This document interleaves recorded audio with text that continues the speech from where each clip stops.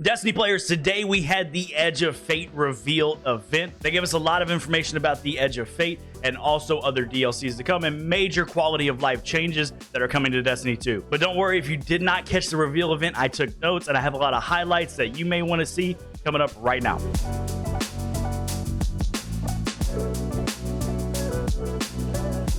First and foremost, the event opened up with an epic trailer for the Edge of Fate. We've seen a lot of these clips already before, but they showed us the full-length reveal trailer. With this, we see one of the emissaries of the Nine kind of break out of their shell and almost renounce their ability to be one of the Nine. What this means and what it means for us is unclear, but what I can say is it made me very excited to understand what's going on. So after the trailer, they kind of went into a little bit of a powwow about what's going on and who the Nine are. Basically what they told us are the Nine are people or beings, celestial beings, that have been here since long before the Traveler. We know this if you keep up with Destiny lore in any way while you're playing the game. Each of the Nine are collected to celestial beings in our solar system, each planet as well as the sun. These celestial beings seek to free themselves from their captivity no matter what happens to humanity. And what they have told us is humanity is on a collision course to obviously encounter these Nine. That's what this DLC is going to be about, and that is what they hinted at with the progression of the reveal. Now they showed us the new POI that we'll be going to, which will be Kepler, but not the Kepler that we're used to. This is not some far off system that we have no access to. This in Destiny lore is a location just outside of our solar system on the very edges, and this will be our new POI for the Edge of Fate expansion. We will have a new character that we are interacting with. His name will be Lodi, and this person will be our kind of POI character for Kepler, I assume. They finally gave us an official date for the launch of Edge of Fate, and that will be July 15th. And shortly after the release, they told us that the raid will be on July 19th. So for those of you wondering if this is going to conflict with GCX, if you're looking at going, just understand that this does not conflict with the dates of GCX because those are July 25th and 26th. They also gave us a little bit of a gameplay reveal trailer where we saw a lot of different things that we have to unpack.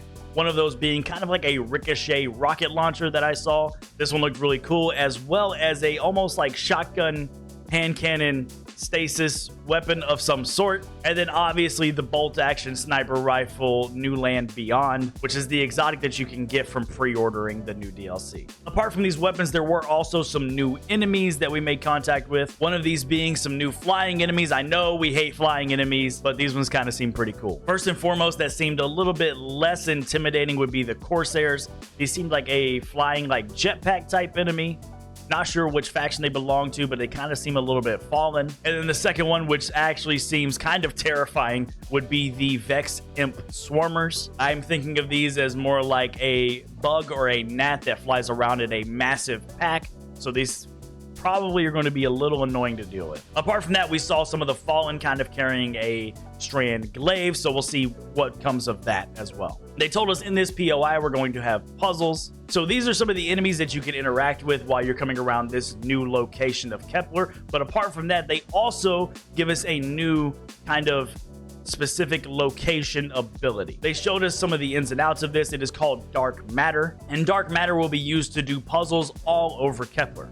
The way it was explained is it kind of reacts to your intrinsic abilities of Arc, maybe Solar, Strand, and things of that nature to fuse with this dark matter to complete puzzles, move platforms, and kind of phase through things. While it's there to help you do puzzles, it is not only for puzzles. You can actually use it to damage combatants on the POI as well. They also said this dark matter is kind of what the Nine are made out of, so us having a way to interact with that is pretty cool if you ask me, but I'm excited to learn what more use there is of this dark matter. So that covers the POI, the why we're there, and everything coming with the new DLC. But apart from that, they also hinted at more things to come with Destiny 2, quality of life changes, and the path forward that's coming with the new DLCs in the future. The first of those being Armor 3.0. We knew it was coming, but they actually showed us some of the ins and outs of the armor. With the new armor, we can see that there's going to be armor set bonuses, the first one coming at 2 armor pieces, and the second one coming at 4 armor pieces. They've also completely revamped the 6 stats into new categories for each armor piece. The 6 categories are as follows. You will have weapons first, health next,